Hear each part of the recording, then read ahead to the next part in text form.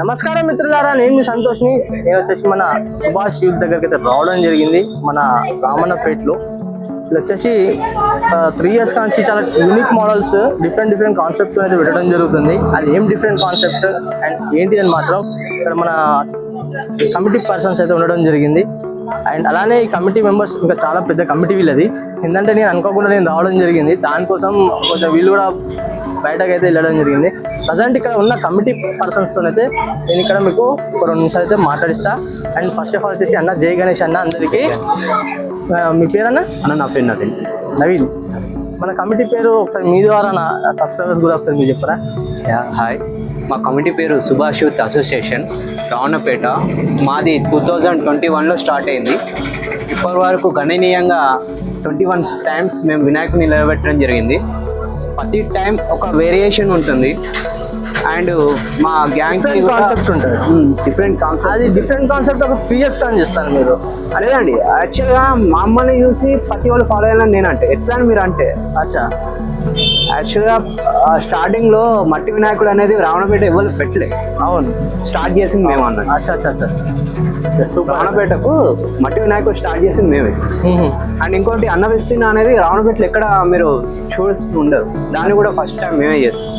And 2 years నుంచి సాయంత్రం పూట అల్పాహారం అనేది అది మేమే క్రియేట్ చేస్తున్నాం.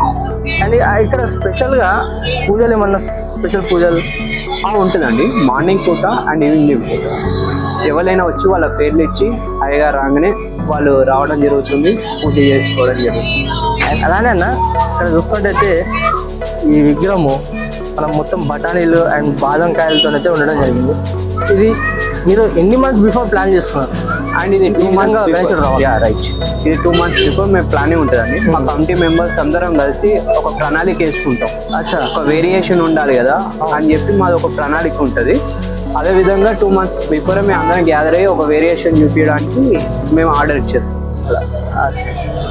అండ్ అలానే ఒక్కసారి ఎన్ని కేజెస్ బఠానీలు ఇది పడ్డాయి ఏంటి అని ఒకసారి మీరు జర దగ్గర ఉండి అయితే ఎక్స్ప్లెయిన్ చేయండి. ఐటమ్స్ ఒక 3 kgs,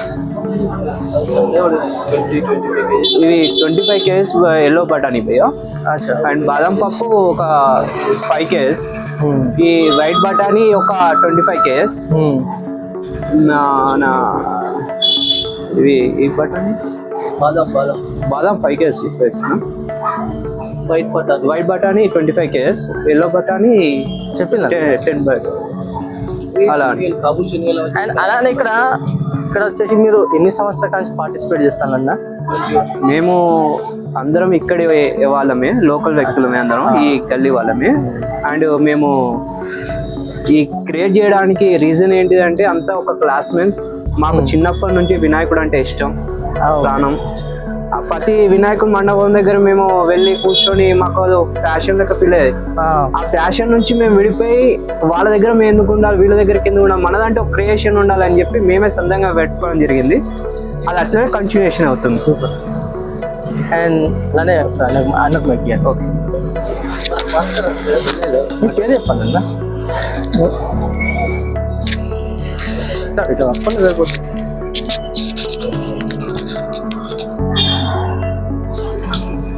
కొబ్బరికాయలు ఇట్లా ఉన్నాయి కదా, మనం దూరం ఉన్నాం.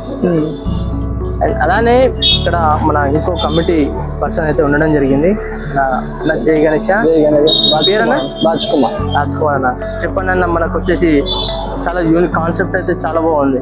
నేను కూడా ఫస్ట్ టైం మీరు 3 years కాంచి డిఫరెంట్ కాన్సెప్ట్ అయితే పెడతారు. అవును, మీకు ఏ విధంగా అనిపిస్తాను గణేశుడు? చాలా సంతోషం పెట్టినందుకు.